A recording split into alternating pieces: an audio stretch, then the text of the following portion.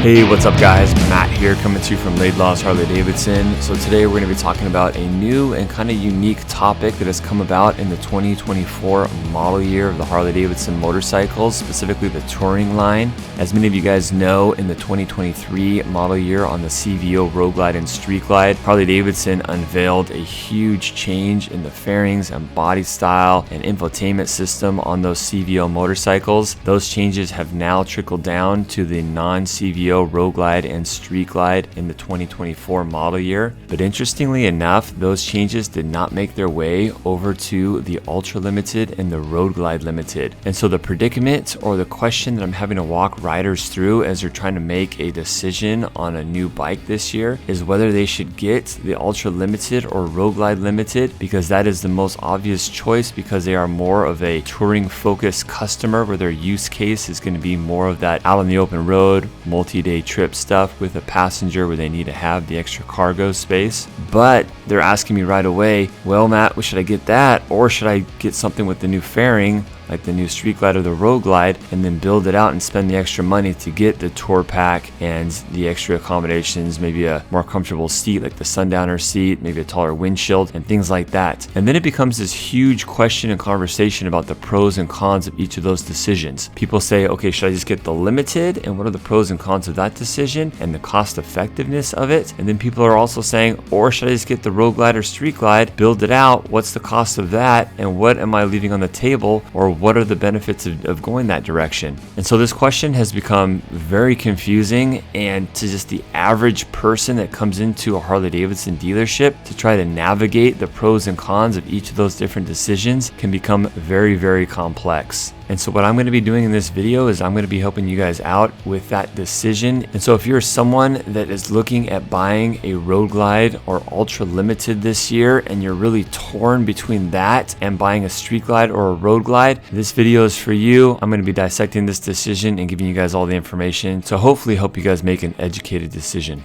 So first off, let me just get the first question that I get almost on a daily basis out of the way first. People want to know, okay, when is Harley-Davidson going to apply the new fairing and body style to the Road Glide and Ultra Limited? The answer to that question, guys, is we don't know. We don't know if it's going to be 1 year, 5 years, 10 years. Probably won't be 10 years, but we just don't know. So if you're looking to get a bike in the 2024 model year, this video is for you. I think if you guys are torn between those two options, after watching this video, you'll have a little bit clearer picture of exactly what you get for the money. And I'm going to jump ahead to the conclusion here and give you guys a sneak preview. But if you're an all-in touring guy and you want and you're going to utilize all the equipment that comes on the Limited, I think that's probably still the good choice in the 2024 model year, especially from the standpoint of cost effectiveness. Now, if you wanted to spend a little bit more money on a standard Road Glide or Street Glide and have a little bit more options with the modularity of when you're building up things like the speakers and the tour pack, then you're going to have a better bike all around with the new Road Glide and Street Glide. So I'm going to dive into this and explain things a little bit further. So I'm going to break this video down into 3 different sections. I'm going to start off first with the Powertrain. I'm going to talk to you guys a little bit about the power differences with this 117 versus the 114, the cooling and the new heads on the Road Glide and Street Glide and how they match up against the old twin-cooled system on the Limiteds. And then we're going to jump into the electronics. I'm going to talk to you guys about everything from the infotainment system to the stereo system to the different communication options you have. And then in category 3, we're going to talk about all the peripherals, things like the cargo luggage space, things like lighting, seating, grips, wheels, and just things like that.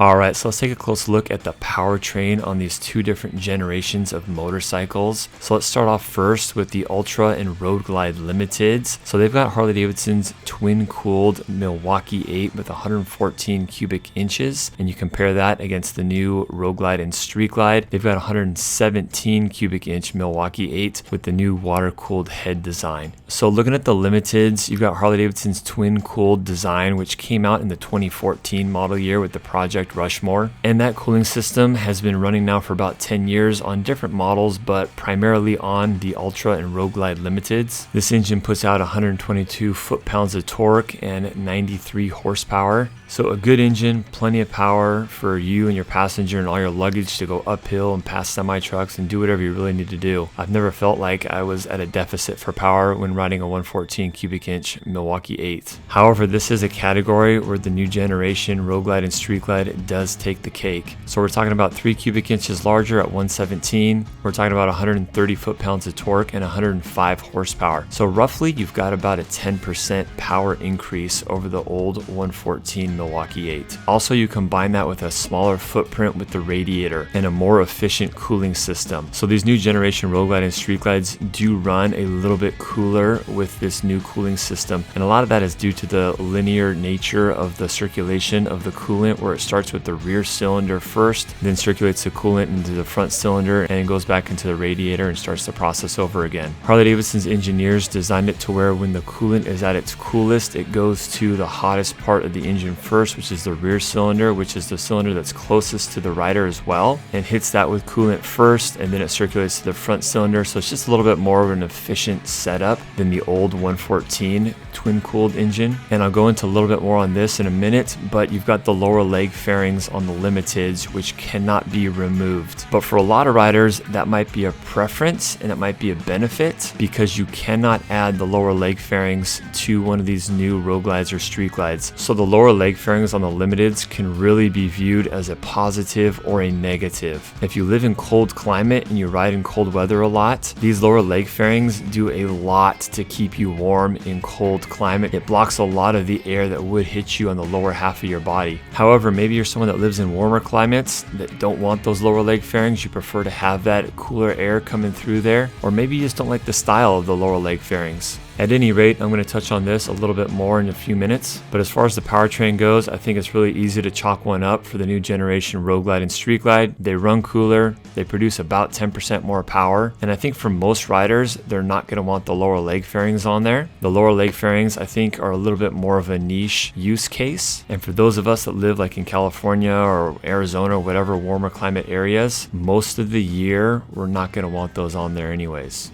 Alright guys, so let's jump into electronics now. We're going to compare everything from the infotainment system to the audio systems to the communication capabilities of both of these bikes if you guys want to get into the headsets and everything like that. So let's start off first with the infotainment system. So right away, you have a lot larger, newer, more modern infotainment system in the new Road Glide and Street Glide. So you've got the new 12.3-inch Skyline system on these new bikes. So just a lot bigger viewable area, a lot more customization opportunities with the different modes you can put it in, where you can view your information in different ways, like the tour mode, sport mode, and cruise mode. You've also got all your gauges integrated into that infotainment system electronically. Some people might argue that they prefer the analog gauge to the electronic gauge, and that's, I guess, just all personal preference. But the more I ride with the digital gauges and just really be able to dictate exactly how the information is being displayed to me, depending on what type of a riding circumstance I'm in, is just super nice, and the ability to do that and customize it is a pretty nice thing. So the Road Glide Limited and the Ultra Limited have Harley-Davidson's Boom Audio GTS system with a 6.5-inch screen. That infotainment system first came about in the 2019 model years. I think it's still a really good system, looks good, nice beautiful edge-to-edge glass. You've got GPS navigation integrated in that infotainment system straight from the factory. It is one thing that you don't get with the 24 model year Road Glide and Street Glide. If you want to get the integrated navigation, it's a $350 upcharge. That can be done pretty easily at your dealership though. Both systems have Apple CarPlay, and I think there's a very large number of riders now that will probably just use the Apple CarPlay in lieu of the integrated navigation on these systems. I personally don't have much experience with the navigation on this new Skyline OS 12.3-inch screen yet,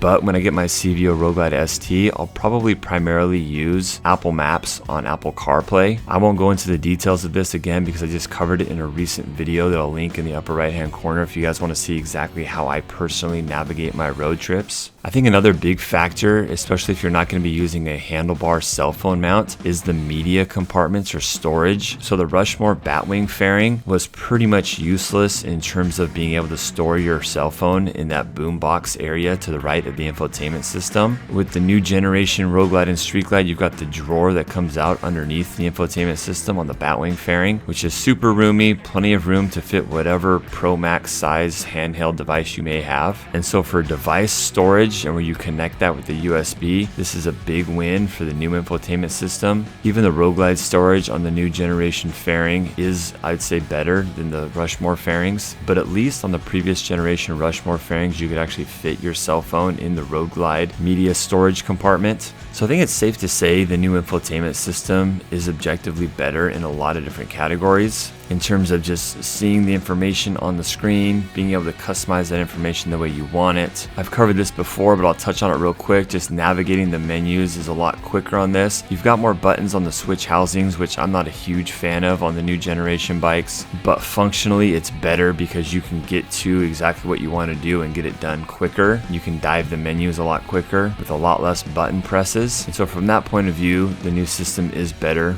So now let's jump into a comparison on the audio systems between these two generations of motorcycles. So the Ultra Limited and Road Glide Limited both have the 4-speaker audio system, and so they take the win in this category when we're talking stock straight from the factory. The new Gen 3 Road Glide and Street Glide, I will say, have a 200 watt amp, which is double the power when compared to the old Rushmore bikes. They have 5.25 speakers in the front fairing, and the sound system sounds pretty dang good. They use Rockford Fosgate's equipment, and the sound quality is good, but it does not make up for the fact that the Limiteds have a surround sound, in essence, 4-speaker stereo system. Now you can easily upgrade the stereo system on the Gen 3 Road Glide and Street Glide. I think most people, to keep things real basic, are going to do one of two things. They're either going to buy the more powerful 500 watt amp and change out the fairing speakers to the 6.5 inch speakers. That's going to cost you about $1,500 just in parts to do that. But if you want to go up to the 4-speaker system, I think most people are going to do the speakers in the saddlebag lids as opposed to on the tour pack, because either you're not going to get a tour pack or you're going to keep that tour pack detachable, and it's just going to be easier to detach the tour pack, and you're going to want to retain that 4-speaker audio benefit even when the tour pack is detached. And so new saddlebag lids to accommodate the speakers back there are $800. The speakers themselves are about $600. You're going to need to get the new upgraded 500 watt amp. And if you're doing that, you might as well just get the new fairing speakers as well while you're at it. And those are $300 or $430 depending on which stage you go with. So for about $2,500 approximately, depending on what equipment you go with before labor,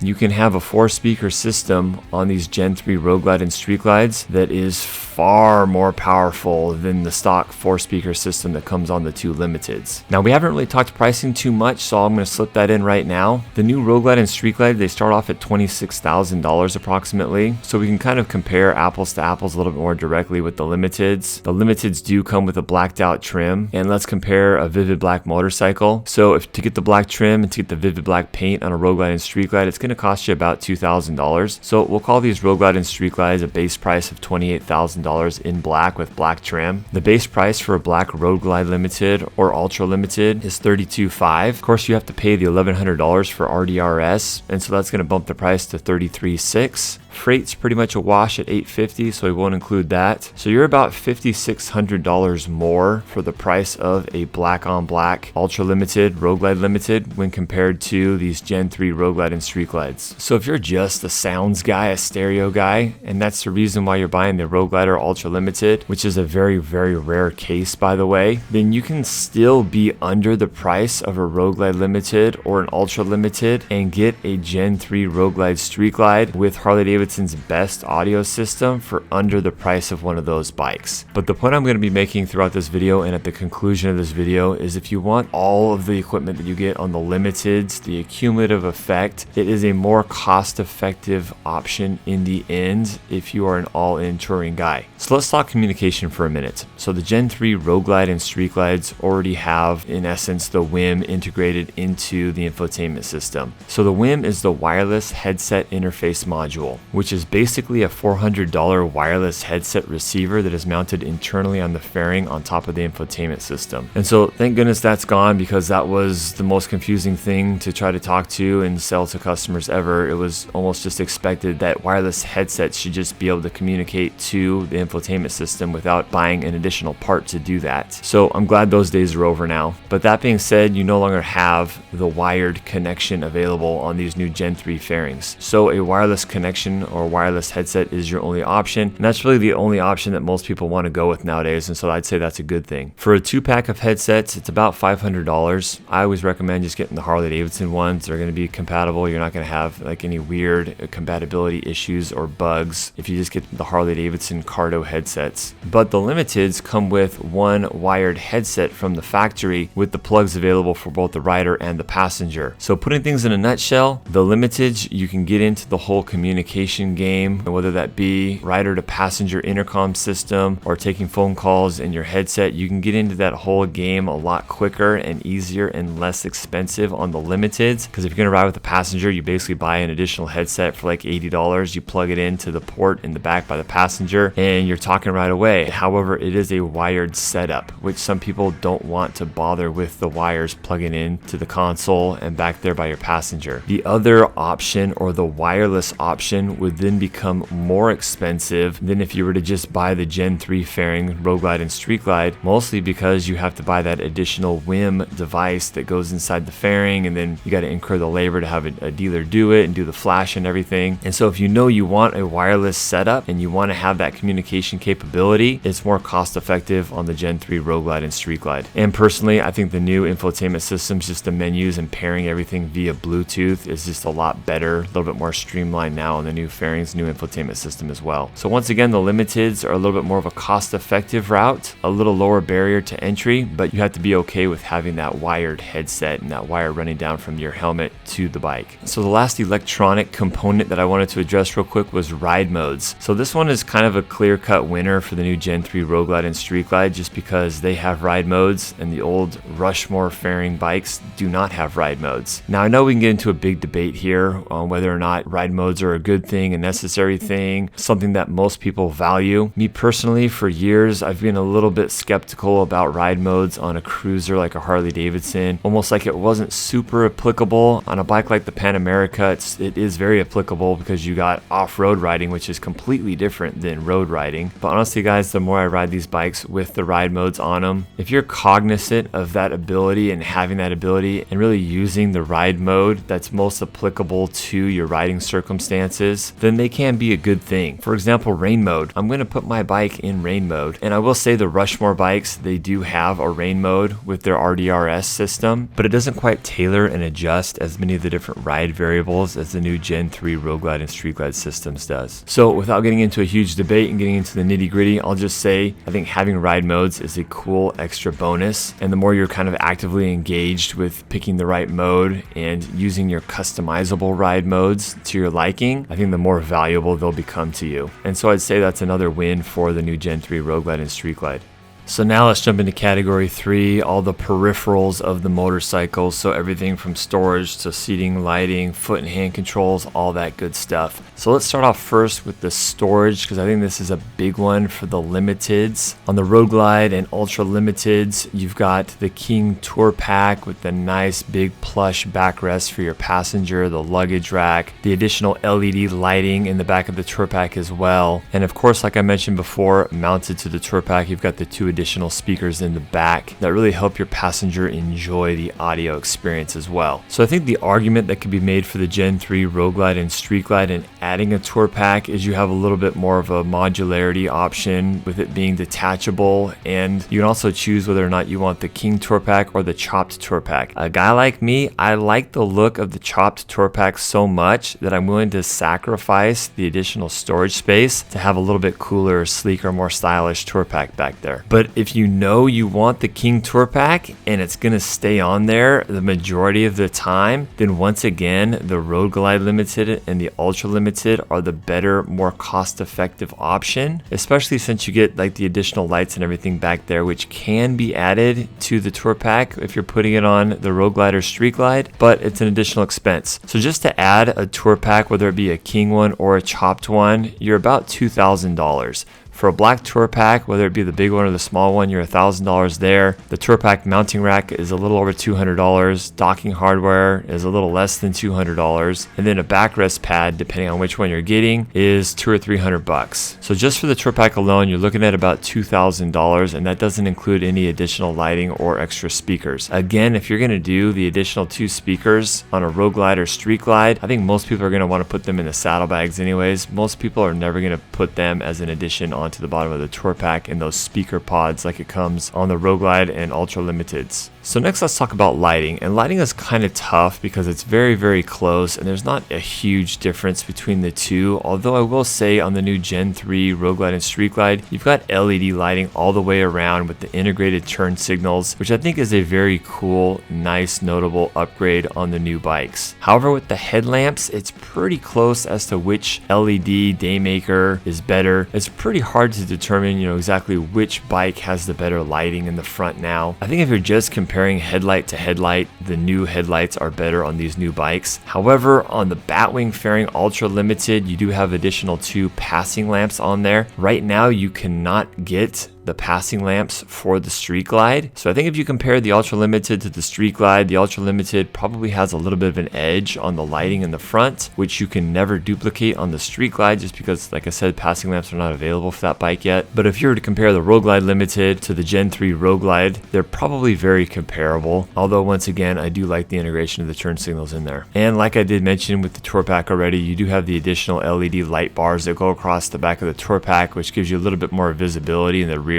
And most people that add the Tour Pack after the fact on the Road Glide or Street Glide do not go to the extra trouble of getting that LED lighting in there, especially since most people enjoy the modularity and the flexibility of being able to take the Tour Pack on and off. There is a detachable Tour Pack kit for the Road Glide Limited and the Ultra Limited. It's going to cost you, I want to say, about $500 plus labor to get that installed. You're probably close to $1,000 with labor to get the detachable Tour Pack kit installed, and that includes all the splicing and the wiring harnesses to take out the Tour Pack with the speakers and the lighting and all that stuff, and that can kind of be a pain to switch back and forth. So I think if you're someone that doesn't want to run the Tour Pack on the back of the bike for a lot of the time, then that's one more big reason to get the Gen 3 Road Glide and Street Glide as opposed to the Limited. But I think too, once someone adds a Tour Pack to the back of their Road Glide or Street Glide, a lot of times it just kind of stays on and they don't take it off too often. And so I think you got to be really honest about yourself. If you're going to have that King Tour Pack back there the majority of the time, then that would be one argument to make to just go with the Limited, to have the Tour Pack on there, to get it straight from the factory with all the extra goodies on there and do it in the most cost-effective manner.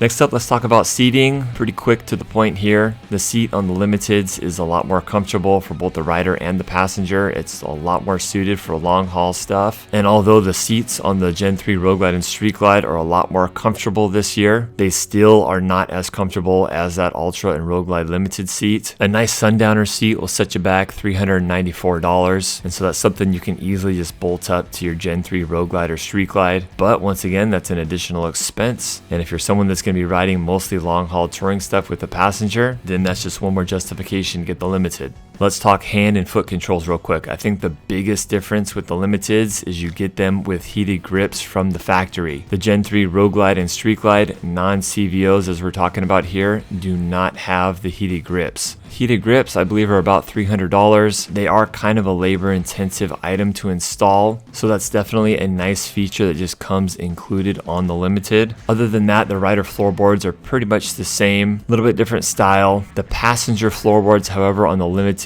are a little bit bigger ones, so probably a little bit more comfortable on the long haul as opposed to those like smaller peg shape that you're going to get on the Gen 3 Road Glide and Street Glide. The windshields on the Limited motorcycles are taller, and so they're going to can deflect more wind. They're not necessarily better or more expensive. It's just different for a different use case. A new windshield on the Gen 3 Road Glide or Street Glide is about $240. They're easy to install, and so that's not really a big significant cost barrier to make your fairing and windshield more touring capable, but it is just one more thing to tack onto the list. Next up, I want to address the lower fairings on the Limiteds, and this was a topic that I mentioned earlier that I told you I'd bring back up. So the Road Glide and Ultra Limiteds come with the lower fairings on there, and this can either be a good thing or a bad thing based on your use case of the motorcycle. Guys that are really logging a lot of miles enjoy the additional wind deflection properties that these offer. Those benefits become even more magnified in the cold weather. If you're in the cold, a lot of people often refer to these as leg warmers because they do deflect a lot of that cold air off of you and create a little bit more of that isolated rider bubble. And so I know there's some riders that really do like these and prefer them. However, because the radiators of the twin cooled Milwaukee 8 are housed in these lower leg fairings, they can never be taken off. And so I think you're making a big style commitment when you buy a Limited as well, that the profile of this bike really does just scream all-in touring machine. And I will say a lot of people that I've talked to over the years, this is kind of a deal breaker if you can't take them on and off. I've had people completely change from a Limited down to a Street Glide just over this part alone, even though the rest of the bike completely made sense. They wanted the tour pack, they wanted the more comfortable seat, they were going to be going on long rides, overnighters with a passenger, everything else made sense on this bike, but just for whatever reason they didn't like the look of the lower fairings, and so that one thing alone was enough to make them switch bikes, which I don't agree with that decision. But at the end of the day, when people are spending their own money, they make their own decisions and it's their choice.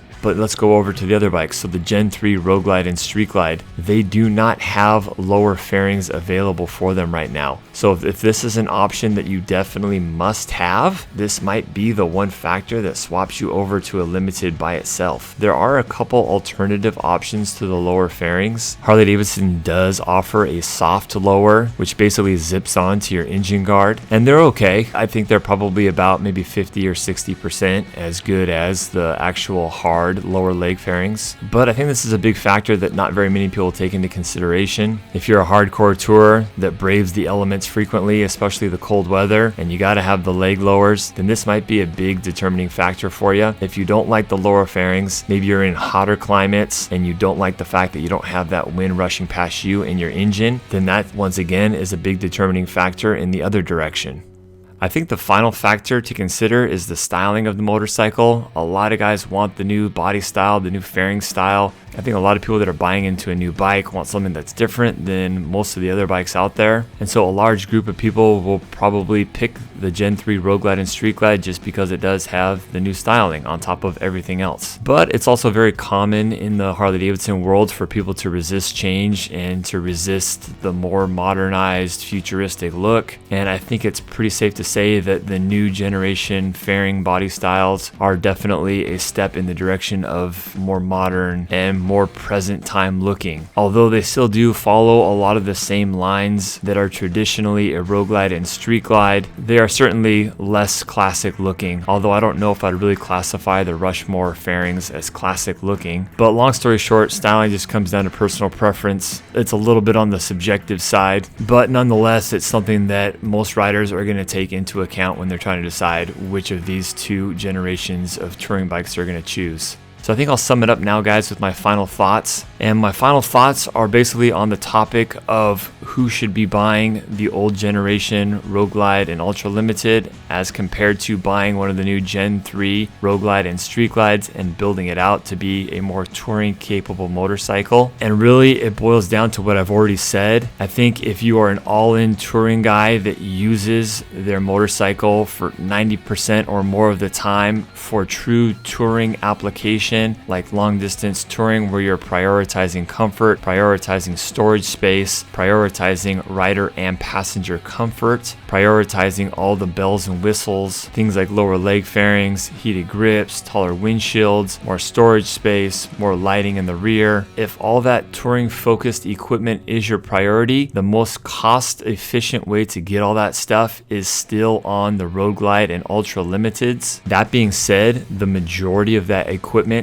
can be purchased over the counter through parts and accessory for the Road Glide and Street Glide. And And in a lot of cases, like for the audio system, when you do upgrade that stuff on the Gen 3 bikes, it's going to be better than on the stock Road Glide and Ultra Limited. And there's some pretty nice performance upgrades on the new Gen 3 Road Glide and Street Glide that you'll never be able to upgrade to on the past generation Limiteds. Things like the new cooling system, you have a smaller footprint in your radiators, you don't have the lower leg fairings, which can be a pro or a con depending on your use case. The new infotainment system, I think it's not even an argument that it's just better. Something else that I probably should have covered earlier is suspension. You have the dual outboard emulsion shocks on the new Road Glide and Street Glide with 3 inches of travel, so you have more adjustability on the new Gen 3 bikes. You still got 3 inches of travel on the Ultra Limited and the Road Glide Limited. The suspension, however, isn't as good. You've just got the adjustability on the left side shock. The right side shock has no adjustability, and it's really just there kind of as a placeholder. It doesn't really do much of the compression and rebound damping. But like I said, you're about $5,600 more for one of the Limiteds when you compare it to a Street Glide or Road Glide. And if you want to add the Tour Pack on there, which is I think one of the key components of the Limiteds, you're about $2,000, maybe $2,500 after labor and everything to get that stuff installed. If you want to upgrade the stereo system, you're $2,500 in parts right there, maybe $3,500 to $4,000 if you get it installed at a dealership, depending on what the labor cost is there. So you can upgrade those two things, spend $400 for a seat, spend a little over $200 for a windshield. So we'll call it a little over $6,000 before labor. And you have at that point what I would consider the main components of an Ultra Limited. And so that's kind of my final breakdown on what I feel like is a very complex decision that the motor company has given its riders this year. And I find it interesting that there's very few resources right now available through the website or whatever else to really dissect and break down your buying options on these two different motorcycles.